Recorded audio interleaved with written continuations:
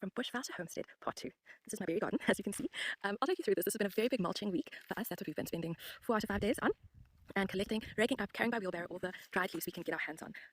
In the first row, I've got my sister's favourite, some raspberries, and I've only got 3 raspberry plants that I've managed to bring from pots. But when we see this new tiny leaf coming out, it is the most exciting thing because you can just see that the plant is settled and we're going to have a raspberry strip. Next to the raspberries, my pollinator strip, pollinator and right at the back there with the sawdust, strawberries, which I'll come back to. And next to the pollinator strip, I've got some blackberries, that thornless variety, and it is already making me so happy with some berries. And this is a fantastic thing that I've experienced in Limpopo, South Africa during winter. There are so many butterflies still flying around, and it makes a world of a difference in a berry garden like this.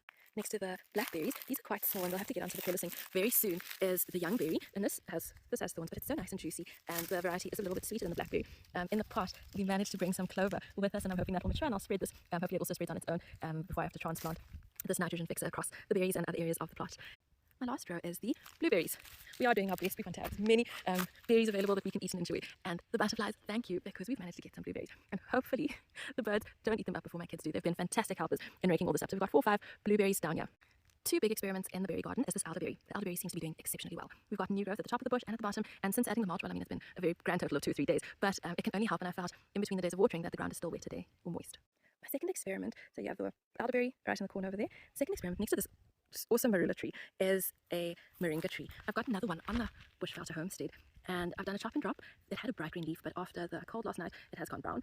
So hopefully it will survive these 1 or 2 cold nights, because I would like to cut this marula down. We've got several on the plot, and I wouldn't like one here in the berry garden, but it's providing shade, much needed shade and coolness until this moringa can come up. I do have one on either side, one over there and a second one right over here.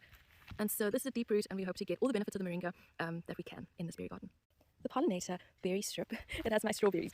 This is the awesome thing about berries, is that they spread. I think my aunt gave me 60 strawberries, and so we've covered the bed. Not all of them survived, they were quite young. But we've got some berries right here, and I know that in the summer they're just going to do so well. They're going to have settled their roots, and we'll see great growth, and it will soon, this not strawberry, but sawdust patch will become a berry patch. In between, I planted some, and the kitchen, here's a spring onion, and I've got the bottoms of my purple and white onions just to help with pests eating the berries. And we've got in the pollinator strip some African daisies, there's some marigold, some yarrow, the nasturtium didn't make it. We hope it pops up again as it gets warmer. And that's my berry garden, one of the several projects we are busy with. Each day of the week we are doing something that is just taking us on this journey from Bushveld to Homestead.